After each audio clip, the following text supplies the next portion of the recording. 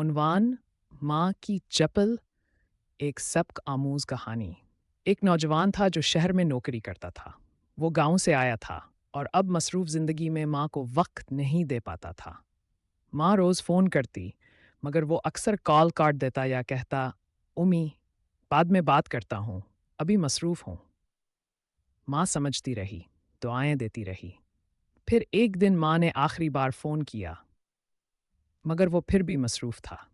کچھ دن بعد جب وہ گاؤں آیا تو ماں کا کمرہ خالی تھا۔ صرف ایک پرانی چپل پڑی تھی، ماں کی چپل۔ رشتہ داروں نے بتایا کہ ماں کا انتقال ہو چکا ہے۔ نوجوان چپل اٹھا کر رونے لگا۔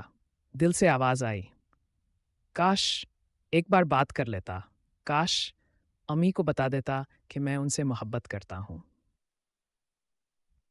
والدین بار بار نہیں ملتے۔ جب تک زندہ ہوں ان سے بات کریں، ان کا ساتھ دیں۔